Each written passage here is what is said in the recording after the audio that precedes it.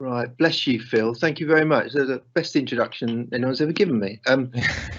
Okay. Right. Thanks, everyone. Morning. So my job today is to do a sort of general introduction, and my colleagues who will be talking later. I've got some lovely examples of practical everyday experiences. So this is a bit of a helicopter view of digital accessibility. Okay. First things first. Let's just get this out of the way, right?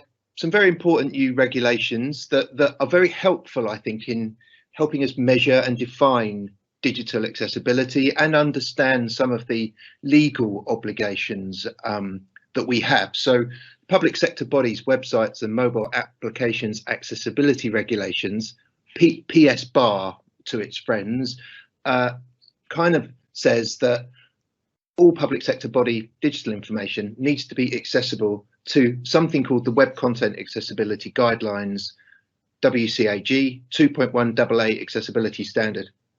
So there's a series of kind of criteria by which you can measure things like color contrast, how easy it is for a page to be navigated, whether there are alternative options for people who can't see visual content, materials like that. It applies to all the stuff we create in-house as public sector bodies, but also it applies to materials that we deliver via third parties. Now, obviously really important, and I think a really helpful tool to engage senior management in this conversation. But I don't want to say any more about that because I think there's a better reason for doing this stuff, and that's kind of what we're going to be talking about just now, right? So why don't we just make stuff that works well for everyone anyway, without being told we have to because there's some legislation, all right? And I'm hoping to show you that those materials are just better materials for everyone, all right? So if we're talking about accessibility, I find it very difficult to separate that conversation from usability. If you design something to be accessible, that you make it work for people who face potentially quite significant barriers, maybe as a result of a particular disability, a visual impairment, for example, a hearing impairment, if you can make it work so that people with some of those extra access challenges can seamlessly get on with your material, there is nothing that is going to inhibit anyone else. It's very likely that content will also work better on a mobile device. It'll probably work better through various conversion technologies that allow people to have that content read aloud to them. Useful if you're a visually impaired person, but equally useful if you want to listen to your journal article while you're driving in the car, dropping the kids off at school, whatever it is. So that's the essential premise. Few examples from the world of design.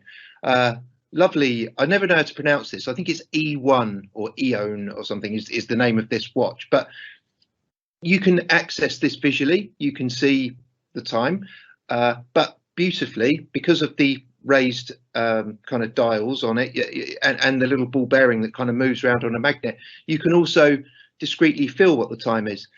So a watch that could equally be used by a visually impaired person and someone with sight. And I saw somebody saying this was particularly good for, like, if you were sneakily in a meeting or maybe in one of my talks and you just like, how long is this going on for? And you wanted to discreetly tell the time without people, thinking you're being rude, consulting your watch, then you could do it with a thing like that.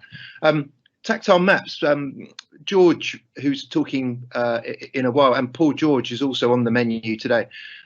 Something we've been working on at Kent to design a 3D tactile map of the university campus, but I guess another good example of something that would work well for everyone. Everybody would be able to potentially find their way, and we've got lots of exciting plans of expanding this. We haven't got loads of time, so I'll just mention this but won't show it. This is a link to a video, and I think it's a lovely example of good inclusive design. So there's this mountain lodge called the Galehead Hut that was 4.6 miles up a mountain trail, completely inaccessible. And when they built it, they were told by the Americans with Disability Act that they had to make it accessible, putting in ramps and stuff. So they initially questioned this, and it got some press around, no, it's the right thing to do. It doesn't matter where it is, you make it accessible. And a group of students from the University of New Hampshire took it upon themselves to get there to prove that this is always a good thing to do. So it's a really important video, I think, and it's the 20th anniversary of this mission. But I think it's a really powerful message of don't tune anyone out of your content, because anybody can do anything if you give them the right tools. Okay, digital accessibility. I describe kind of the work we do at the university a lot with this simple kind of comparison. It's the equivalent of putting in ramps and lifts to information. I think people are quite comfortable now with the Equality Act, the Disability Discrimination Act, and some of those obligations to make physical access a thing, but perhaps the digital kind of agenda is a newer thing on people's radar. But for me, the equivalent is the same. It's just about front loading things so that anybody can get access to your stuff without having to ask, without there never needing to be any gatekeeper retrospective interaction.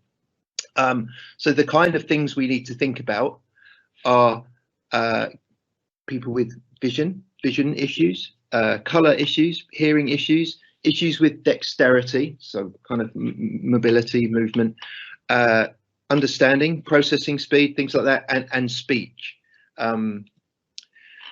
Lots of Ben, yep. Sorry, can I just check? Can you share your PowerPoint presentation, please? Because we just got your camera.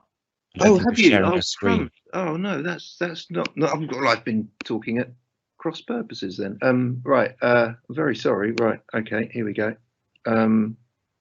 Right. Actually, there we go.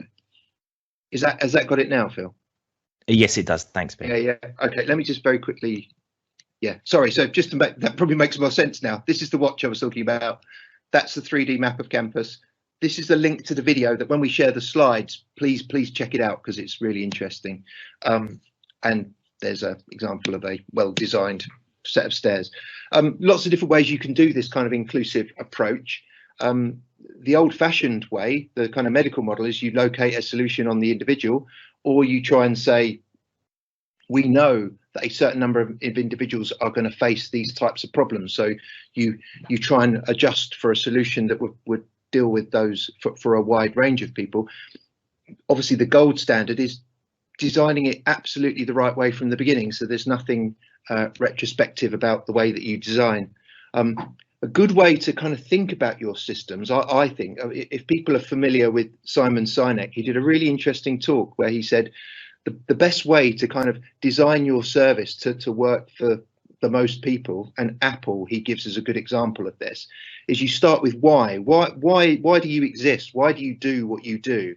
And the how and the what, so the end product of what you do will flow sensibly from that. So if we try and make accessibility, inclusivity fundamental to what we do, it will make all those other things that stem from it, the way we design our products, the way we put our assessments together, much more easy to comprehend as well. So all of our services designed from the ground up to be accessible because we believe this creates a better experience for everyone. The how then would be all we do takes account of basic principles of inclusive design and disability awareness. We seek feedback from our users, invest in our staff and students to make sure that we constantly improve. And that, hopefully, the end product of that is an accessible service that anticipates the requirements of everyone within a high quality teaching, learning and research community. So it's about front loading this stuff. It can't be retrospective. It's got to be in consultation with your users. The reason that you go to work in the morning is to offer a seamless, inclusive service to everyone. Here are the basic principles that underpin the web content accessibility guidelines, and I think you can absolutely see them in the same way. If you apply that concept to everything you do, every Word document you design, every PowerPoint you think about working on, every group session, every assessment, think about, can people use it with, they have a range of different sensory or perception requirements, how would somebody access this if they had a visual impairment? Can they use it easily across a range of technologies? Am I going to limit people by, excluding people on mobile devices or people who can't use a mouse, for example? 2 minutes left, Ben. Okay, is the language appropriate? So are we using a lot of acronyms that are going to leave people behind? And the robustness is, yeah, again, about kind of compatibility and future upgrades to your service. Is that always going to bring people? Is accessibility and inclusion always going to be part of those future updates? I'll kind of leave you to look at these in the slides, but I just wanted to give a few physical examples of some of these things, again from the University of Kent campus. That these steps got quite famous in their way, but it's a good example, I think, of steps that actually don't really work very well for anyone.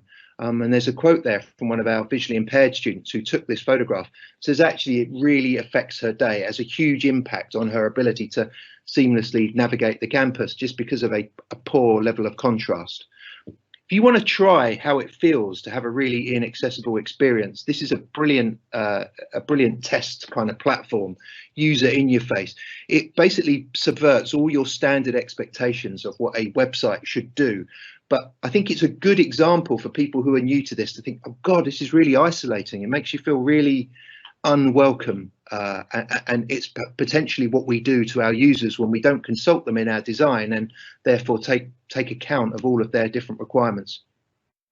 Another quick example of a bit of signage, again, a photo given to us by a student with a disability.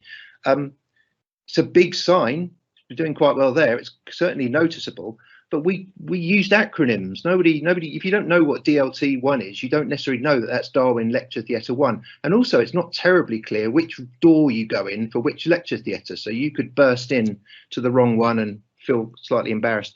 And there's that example of that Galehead hut that's in the video that I'd like you to check out when you get the slides. But you can see that that has then been future-proofed. And some of the feedback from that was, you know, when they have somebody who's poorly and they need to kind of get them out, they're able to use stretchers and things like that with that building.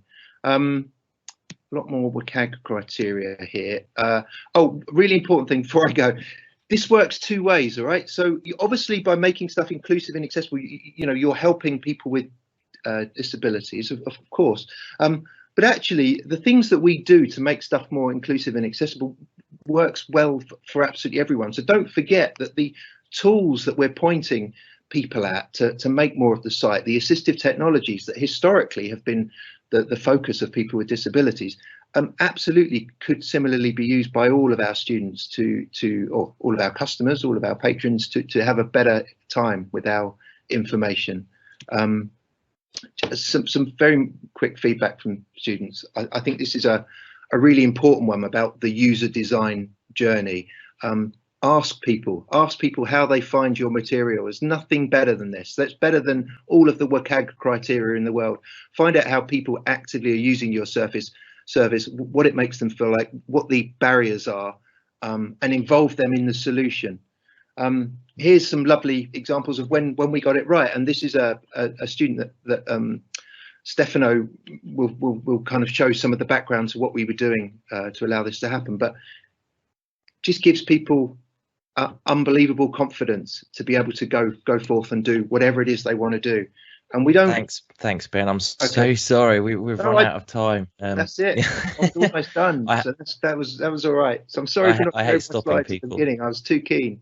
No, that's okay. I've just posted in the chat that the Ben's slides and everyone else's slides, you'll be able to find them in the Ting link to the series. So I think we've got a couple of minutes left in Ben's slot. So I think we've got time for one question. Nick, would you be able to ask a question that's in the chat, please? Yeah, just bear with me a sec. So someone made a comment that in their experience, sometimes it can be hard sort of encouraging staff members to change their practice. How do you recommend engaging the top levels of an institution in these issues and exerting the kind of pressure necessary to make policy and practice changes? Wow, great question. It's the perennial problem of, you know, how do we keep this on the radar when there's, particularly at the moment, there's so many competing pressures. I think the user experience, the evidence of people's experiences of your materials, I think is really, really valuable. Paul George is a Kent student who'll be talking later. Extremely powerful when you hear some of the frustrations of where the design doesn't work, you know, and then the impact that can have on the user journey. I think tracing that through to everyone's experience and satisfaction with your services is perhaps a thing that senior managers will be responsive to. And I guess, of course, the regulations themselves, the risk of, you know, reputational damage by not getting this stuff right, I think is another potential motivator for senior management. But my experience, Ken, is that everybody wants to do this the right way. You know, I don't think anybody's hostile to the idea of this.